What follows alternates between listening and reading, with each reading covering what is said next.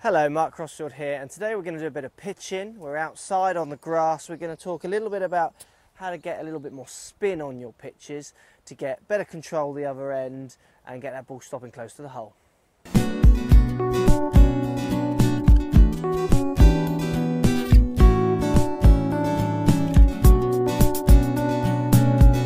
So pitching, we got the 56 degree Vokey wedge in our hands today. We're going to do a little bit of pitching.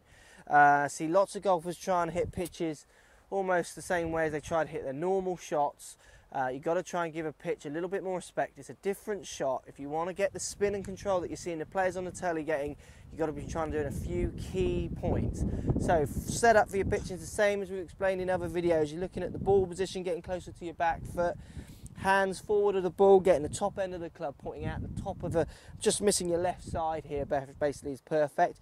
70% of your weight starting on your left foot. Also, you want to start with your feet slightly open, so you don't want to be square on to your target. Give yourself a bit of room, open up your feet in a dress position. Then what you're trying to do, if you want to get that spin on the shots that you're seeing those good players get, there's a couple of factors. First factor is your swing. Second factor we're going to talk about is the ball as well. But let's start with the swing first. Normal pitching swing, you're looking at taking kind of equal distance to backswing to equal distance through swing to try and get a bit of control for your distance. But you need to be trying to put a little bit more wrist hinging on the backswing, next to no wrist hinging on the way through as you try and hold the club off.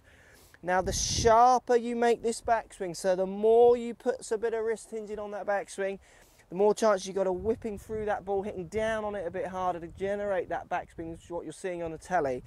What you can't do though, if you put that bit of wrist hinge on the backswing, is you can't then follow it through with any wrist hinge, because that will flip the club over, almost giving it draw spin, which will make it run away rather than the backspin, the stop that you want.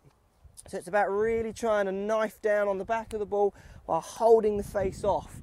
So trying to keep that face nice and open as it comes through, square to open, never letting it turn over. Now if you want to get lots of spin, you'll find lots of golfers actually aim a little bit up the left and try and just hold the face open into that target. So the ball almost just fades off into the target. That'll put a more backspin plus a fraction of side spin, which will always stop it going too far forwards. So it should be looking something like this. Ball position back in your stance, hands forwards. Get that weight on your front foot, opening up that stance, and you're trying to add a little bit of wrist hinge, holding off on the way through.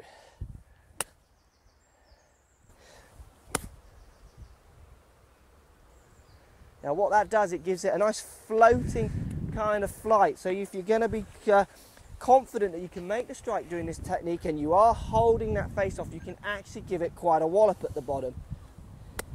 And the harder you hit it, the more chance you've got to put in more backspin on. So the harder you can hit down on the back of it rather than through it so much. Obviously set from this little wrist hinge on the backswing, the more spin you put on it, the more control you'll get on at the other end.